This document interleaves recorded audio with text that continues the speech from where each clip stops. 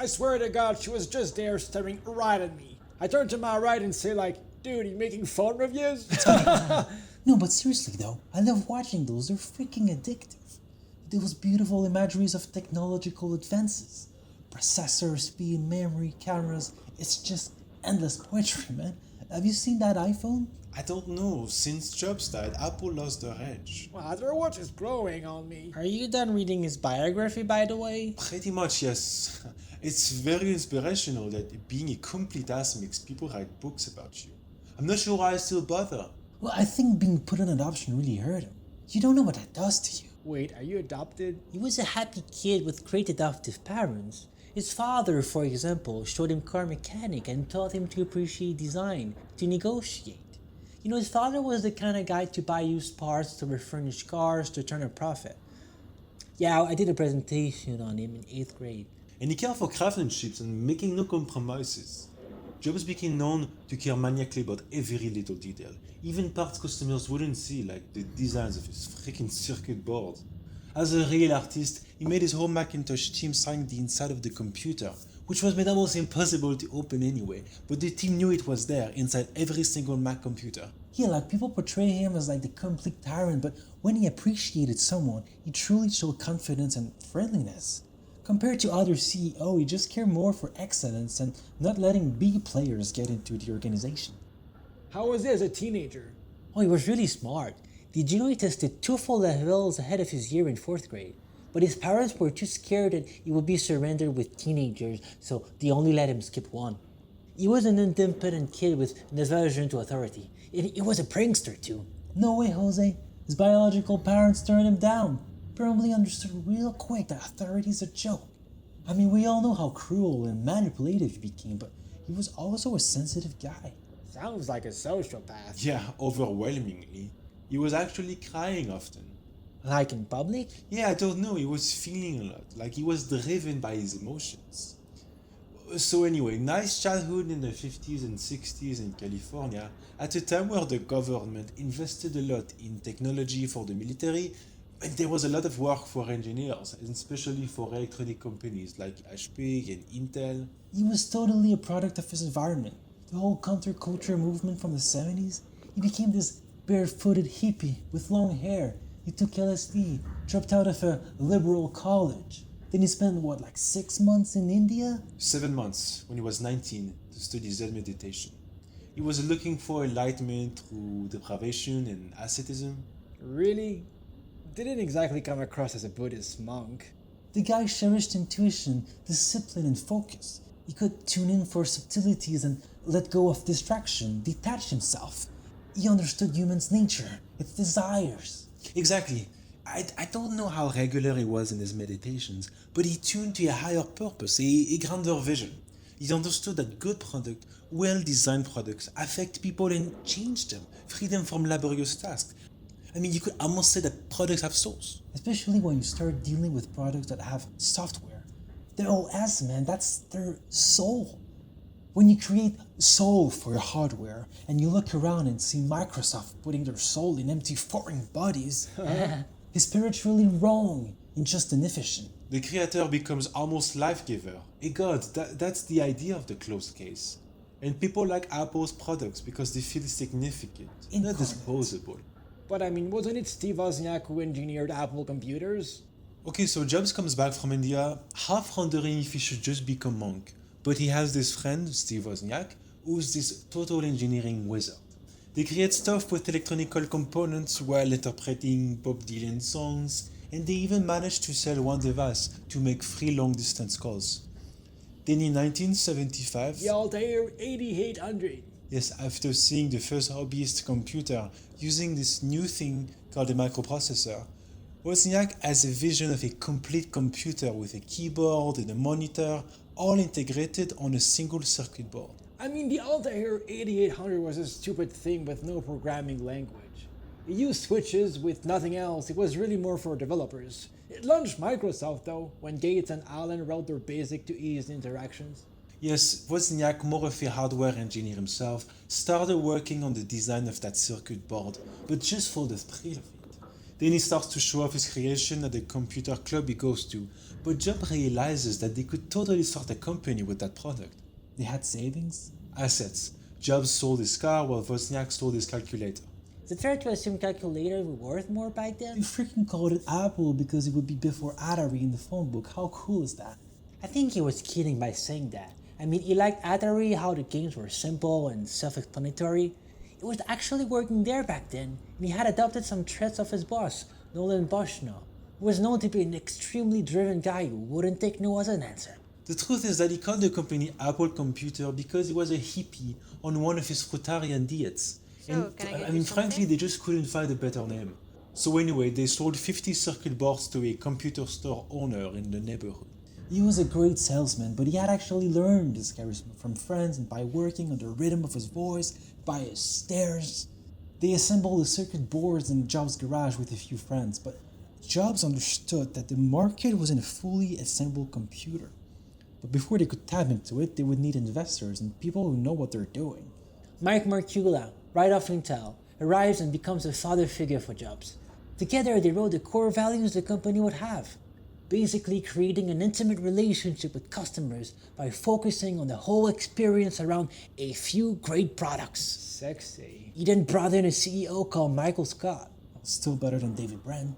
What? A year later, they announced their second Apple product, now with a sleek case. By then, they had 12 employees. Isn't it around that time they had his daughter he denied for so long? Yeah, he had the capability to distort or even will out of existence the parts of reality that didn't suit him. But he did feel bad about this particularly denial though. This idea of playing with reality might have some roots in Nolan Bushnell's idea that people will assume you are in control if you pretend that you are. But whereas Bushnell's belief in determinism grounded him, for Jobs who argued against it, there was simply no limit to how much reality could be bent. This seems like a bad thing, but the placebo effect can change the nature of a cause-effect relationship for the best. I think Jobs, by not caring about people's opinion of them, embraces those improbabilities openly. In his ridiculous confidence, will, during his career, repeatedly convince people to believe in themselves, to do things they never thought possible, often in order to reach a deadline. If Jobs truly was a genius, it wasn't because of his technical skills or even for his taste, but for his understanding of humans' motivation. He might have been selfish in a lot of ways, but he ended up giving a lot more to society than most other individuals. Apple II became the world's first really successful mass-market integrated computer. He started to debate the idea that computers were not Orwellian and wouldn't lead to a loss of freedom. It helped the counterculture accept technology by putting the emphasis on the creative potential unleashed by it. Jobs was the perfect guy to open up the consumer market because he himself represented something so far away from the typical business guy targeted by other big computer company like IBM. But for the moment, he stopped taking drugs, spent less time on Zen retreat, and eased away from being a strict vegan. He bought his first house, but was so selective of the furniture that he never managed to find good enough beds or chairs. So while Wozniak carried on working on the Apple II, Jobs went on to lead the Apple III project. While he thought the new computer should bring true innovation, the engineers worked as if the Apple III was just an upgraded Apple II, and the conflicted vision led to a problematic development. But by then Apple were working on another parallel project, a more expensive computer that he insisted should be called Lisa, like his daughter that was also very not his daughter. Probably to compensate for the environment of the human version. But wait, what about Jeff Raskin? You know, the guy with a doctorate thesis on why graphical user interface should replace character-based ones? I mean, I thought he was the one that insisted that Jobs should check out Xerox Research Center that were working on bit mapping. Yes, so he convinced Markula to put him in charge of a small development project with like 4 other engineers to make a truly affordable $1,000 computer using GUI. What was his favorite Apple, you think? The OS shipping on the Lisa and Macintosh, they won't be the first using GUI, but Xerox will fail to make it a successful product. So I mean, Apple did not just rip off bitmapping, they invented the double click, the dragging icons, they had better software and a better mouse. So Jobs works hard on the Lisa and the GUI, But the actual manager of the project feels Jobs' insubordinate. Can you say that?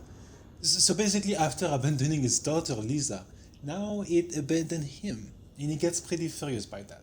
Decides to join Raskin at the Mac division. Quickly, Jobs starts controlling everything, and the idea of a democratic $1,000 computer go out the window. With Raskin himself. And the Mac starts being the biggest rival to the Lisa. In the end, though, both will disappoint. And the new CEO he had himself hired insisted that he should keep marketing the Apple II, which infuriates Jobs. They start to clash big time. Jobs tried to get him fired, but he's the one who's gonna lose his job after refusing to take the position as the lead of the R&D division. I actually have no idea what he did between his ousting in 1985 and his return in 1997. Don't you know Pixar? Right before he was ousted of Apple, he visited George Lucas' film studio because its computer division was on sale. He decides to buy 70% of the shares and invest $10 million for the division to become a standalone company. At the time, Disney's films division was going through a rough patch. Ooh, still have nightmares of the Black Cauldron. So they contracted Pixar to develop together a computer animation production system. Caps. But Pixar was still in a bad place because their software couldn't compete with Adobe in the consumer market. Pixar had a couple of animators, basically to show off their products, and Jobs saw that the lead, John Lasseter, had a lot of potential, so he invested more and more in that until they started winning awards for his short films. Disney tried to hire Lasseter, but he refused to go back to his previous company, so Michael Eisner decided to finance Pixar to do a full movie. Pixar would get 12.5% of the ticket revenues. 4 years later, Pixar releases the first computer animated feature film, Toy Story. It would be enough to motivate Jobs to take the company public to gain more independence from Disney. In their next contract, Pixar would co-own their characters and get half of the ticket sale. In 2006, Disney realized that they really needed the company and they just bought them for $7.4 billion. By then though, Jobs was back at Apple. At the same time, Jobs needed a playground to indulge in uncompromising design. He visited exhibits on Bauhaus, but also kitchen appliance stores to get inspired. So he founded Next and spent a lot of money designing the factory and the overpriced Cube computer. He then managed to create a great operating system based on Unix that Apple will have to buy a decade later. After his departure, they drove into a wall because they stopped innovating and their OS became totally outdated. When they bought Next, the board at Apple tried to convince Jobs to become CEO, but he was already CEO at Pixar and thought it'd be insane to do both. In the end, he couldn't find anyone else to do it though. Before that, he had already fired the whole board and replaced them with good people with whom he could discuss, but without any kind of executive power. So he signed back the advertisement company that had made the 1984 Super Bowl commercial, remember? And they launched their Think Different campaign, reframing again the discussion from processor speed and memory to the one of creativity, like they had done with the Macintosh. He put back the power in the hands of the designers, particularly John Ive, and transformed in 14 years an almost bankrupt company to the single most valuable brand in the world. The age of the internet will launch his ecosystem: iMac, iMovie, iTunes, iPod, iPhone, and iPad. We don't talk about it anymore, but the iPod is what truly changed Apple. From a cool computer company to a company that figured out how to deal with music piracy online. Against all odds, they convinced all the major label companies to deal with them instead of with Sony, who had so much more experience in the music business. They had their own record labels. At its roots though, the iPod came from Jobs' skills at recognizing a market filled with second-rate products and simplify. I was so confused when I realized there was no on-off switch on them. Simplicity is the ultimate sophistication. His attention for the user experience, from the unboxing to the navigation of every little interface, will make iPhones and iPads even more fun and intimate, bothering more on creating the future than on making market research. Did Alexander Graham Bell do any market research before he invented the telephone?